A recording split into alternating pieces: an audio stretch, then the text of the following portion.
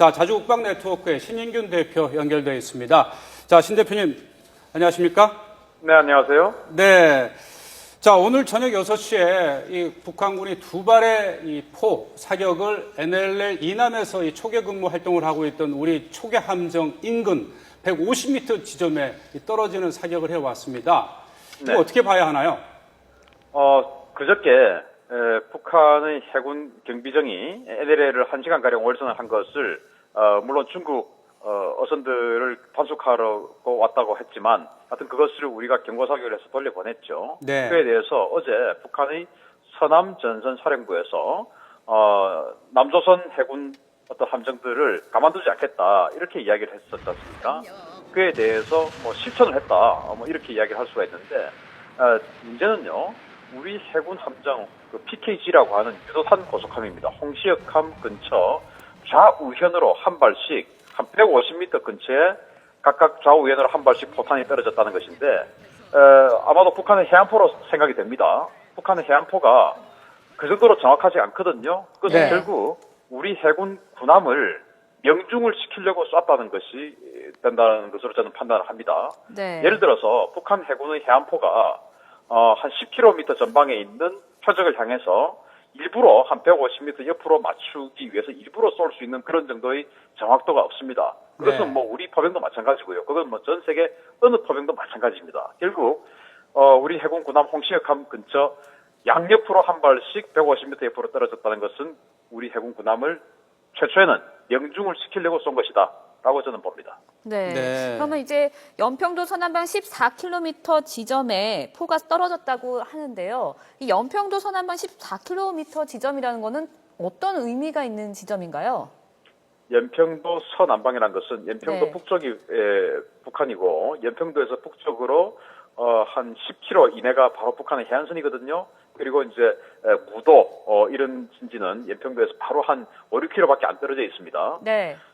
그런데 서남방으로 14km라는 것은 우리 해역 한참 특히 NLL에서 한참 한 20km 아래에 있는 지역이고 또 이제 우리 해군 참수리 고속정이 아니고 해군 홍시역함이라는 우리 PKG입니다. 네. PKG라는 것은 참수리 고속정이 제일 전방 NLL 최전방에서 작전을 하고 그 뒤에서 참수리 고속정을 지휘를 하면서 백업을 하는 약간 큰 그런 경비함인데요.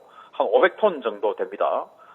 여기에 포탄이 떨어졌다는 것은 결국 북한이 우리 해군 군함을 명중을 시키려고 쏘은 것이다라고 생각이 되고 네. 이를테면 만약에 참수리 고속정을 향해서 쏘았다라고 하면 우리 해군 군함이 NLL을 넘어서 월선에서 북한으로 올라갔을 수도 있다라고 생각하지만 이 PKG 유도탄 고속함들은 기본적으로 연평도 남쪽에서만 작전을 합니다. 네. 연평도 북쪽에서 작전하는 것은 참수리 고속정들이고요. 그렇기 때문에 이 홍시역함 근처로 떨어졌다는 것은 북한이 우리 해군 경비함들이 북한 측수역으로 넘어가서 쏜 것이 아니고 애초에 우리 군함을 공격하기 위해서 쏜 것이다라고 생각할 수 있는 결정인 거죠. 북한군이 우리 측에 가해온 그 포격 지점 그래픽으로 이제 자세히 보여드렸고요.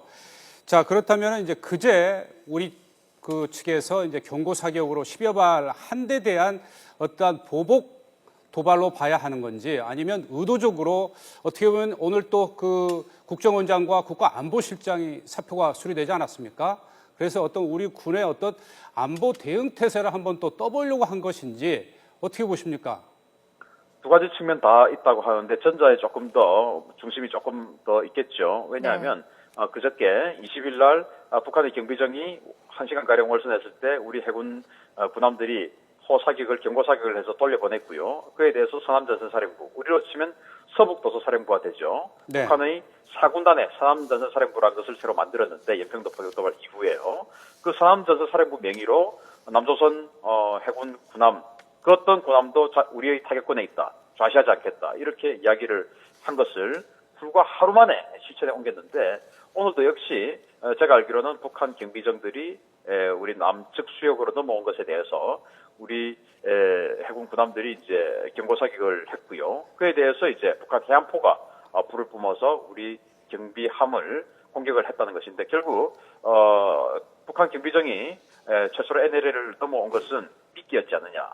우리 해군 경비함을 공격하기 위한 미끼였다라고 생각이 되고, 네. 그리고 이제 오늘 이렇게 넘어와서 포격을 하기까지는 결국 어제 그들이 한 그런 어떤 그 협박, 그동안 사실 작년 이후로 수차례 협박을 했지만 그것을 실천하지는 않았어요. 우리의 네. 안보 태세가 워낙 엄중했고, 특히 이제 박근혜 정부 출범 이후로 청와대 국가안보실을 설치해서 어떤 북한에 대한 대비 태세, 그것을 그 어느 때보다 강화시켰기 때문에 그런 것에 대해서 사실은 도발을 해서 어떤 반격을 크게 받으면 도발을 아니한만 못한 상황이 펼쳐지기 때문에 북한이 그동안 사실은 도발을 할 수 없었습니다. 이럴 때 네. 겁이 나서요. 그런데 이제 방금 말씀하셨듯이 오늘 오후에 국정원장 그리고 국가안보의 총 컨트롤 타워라고 할 수 있는 김장수 국가안보실장의 어떤 사표가 수리되는 그런 상황이 발생했기 때문에 네. 아마도 방금 말씀하신 것처럼 우리 안보 대비 태세가 좀 틈이 벌어진 그런 상황을 벌인 것이 아니냐 그렇게 봅니다. 네.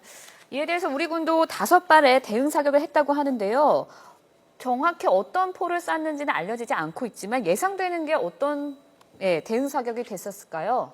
우리 군은 그 홍시역함이 이제 공격을 받았기 때문에 물론 명중은 당하진 않았지만 좌우현으로 한 발씩의 공격을 받았기 때문에 홍시역함에 장착이 되어 있는 76mm 함포가 있습니다. 네. 홍시역함 함수에 76mm 함포가 있는데 이 함포가 최대 한 16km 정도 날아갑니다. 이 함포를 5발 쏘아서 대응 사격을 한 것이죠. 이를테면 합참이 우리 공격을 받으면 한 3배 정도의 반격을 하겠다라고 했기 때문에 이번에 2발을 공격받았기 때문에 2.5배의 5발을 반격을 한 것입니다. 그런데 네. 만약에 우리 홍시역함이 진짜로 적의 포탄에 명중이 되었다면 그동안 수차례 우리 김관진 국방부 장관이 천명을 해왔듯이 원점을 타격을 했겠죠. 그러나 지금 공격을 직접 명중을 받은 상황 아니기 때문에 원점 타격까지는 가지 않은 그런 상황입니다. 네. 네. 자, 일단 북한이 2발의 사격을 해온 뒤에 아직까지는 이 추가 사격은 해오지 않고 있는데요. 일단 앞서 우리 신 대표께서도 지적을 해주셨는데 우리 함정을 겨냥해서 쏜 것으로 보신다. 그런 의도가 다분히 있다고 말씀을 해주셨는데 그렇다면은 이게 해안포입니까? 방사포입니까? 아니면은 이 함대함포입니까? 어떻게 추정하십니까?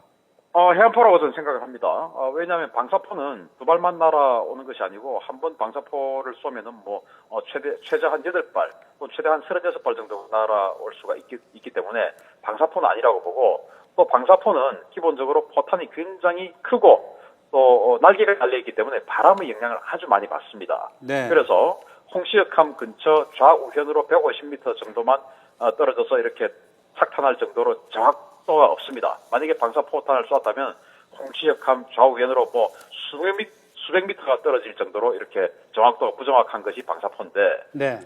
아주 거의 정확하게 한 150m 이내로 이렇게 좌우현으로 착탄을 했다는 것은 방사포가 아니고 그냥 해안포입니다. 네. 그리고 이제 북한이 그 인근에 해안포가 배치가 되어 있는 것이 76mm 해안포하고 122mm 해안포가 있는데 이번에 연평도 서남방 14km 지점까지 포격을 한 것으로 봐서 사정 거리가 좀 더 긴 122mm 해안포로 판단이 됩니다. 네, 신 대표님 오늘 말씀 고맙습니다. 감사합니다. 네, 또 소식 있으면 다시 연결하도록 하겠습니다. 고맙습니다. 네.